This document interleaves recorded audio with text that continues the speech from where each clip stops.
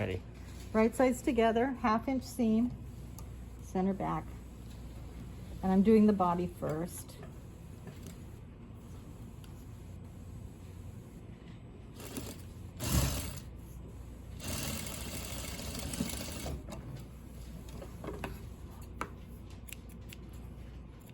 And then you're going to do the same thing with the facing pieces with the fusing attached. Okay, right sides together. I'll trim a little bit of this excess fusing away.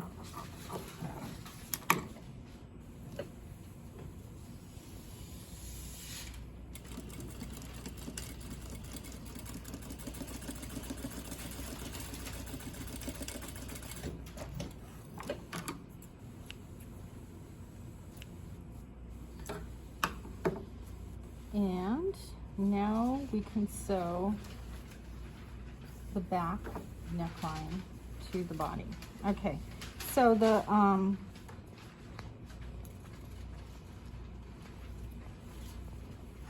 these are the actual body pieces. So the collar is all in one with the front body, and then this is the back neckline. So you're gonna sew, I like to kind of start in the middle and go out, as opposed to starting on one end and then finding out that I'm not perfect. Me too. So if I start in the middle, hey, I like the color man here. He's like the sports announcer. The color commentary. Color commentary, there you go. So you want to open up your back, center back seam flat and align it with the center back of the back piece. And this seam allowance, do you guys remember? How much should it be? 1/8. 1/4. 1/4 on necklines. So we're gonna sew all the way to this point here where the intersection is of the shoulder and the neckline. So I'm gonna sew 1/4 inch.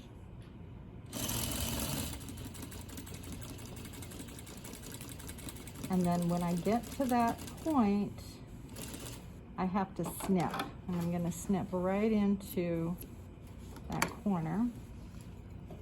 Now this seam allowance on the shoulder is what? 1/2 inch, right? So I get that to where I'm at a 1/2 inch. And go the rest of the way at a 1/2 inch.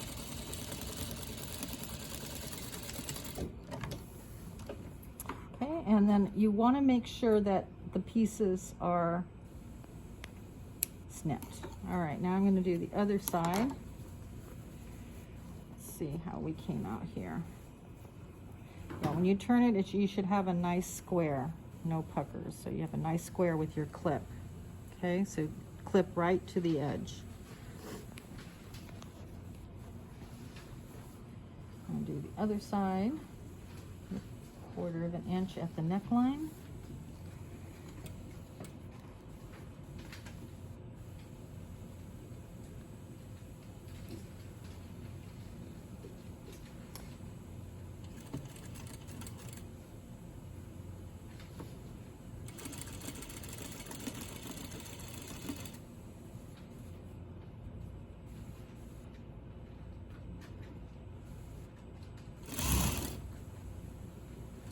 And then we're gonna have a 1/2 inch for the shoulder.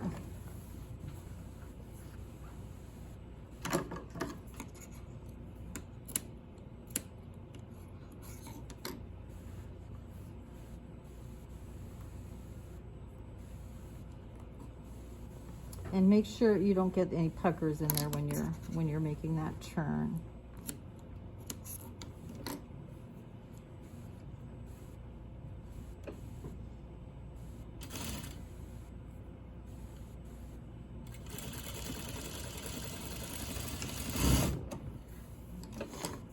Okay. So again, no puckers. You make a nice sharp turn and trim all the way to your stitches.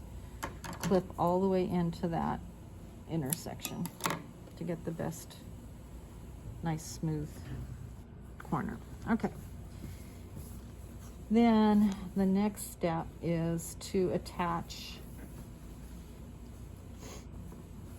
the facing piece to the garment. So again, we're going to flatten this out. I'm not big on pressing either, but you can get up and press if that helps. On this one, I think I am going to use a pin. I can go from the middle, or I can go from the end. If you do go, you know, one of the reasons I like to start in the middle is because I don't use pins, but I can do this in one step. So this is also a 1/4 inch seam.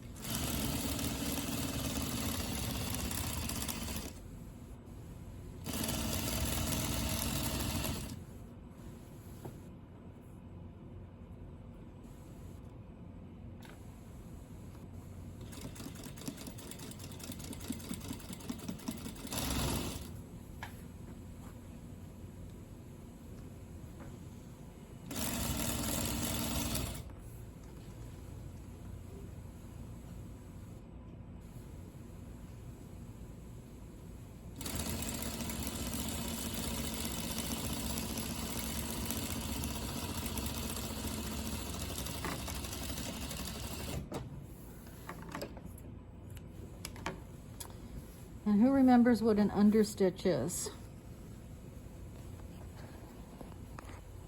It's when Understitch? you sew the seam onto the underside. Yes.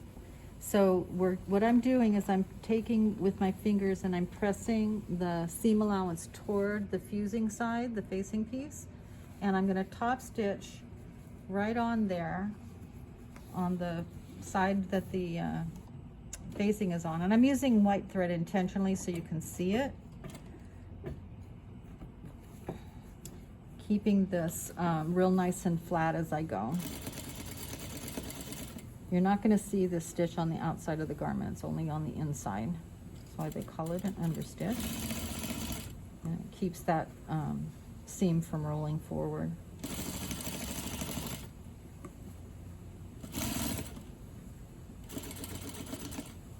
And you notice that I'm kind of pulling at every step. I don't want to stitch unless I know it's perfectly flat, and I know that my seam allowance is going that direction. You feel that. So again, I don't want to discourage you from using pins, but don't use pins.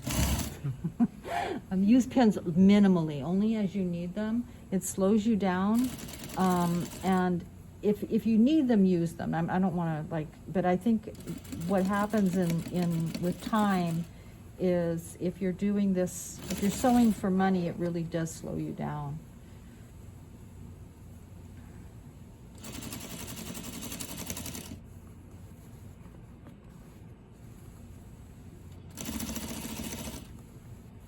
There is a YouTube video that I put on Canvas that is from another individual that does this as well. So if this video doesn't come out clearly enough, I'm going to put it up when I go home tonight. You can watch the one I also uploaded.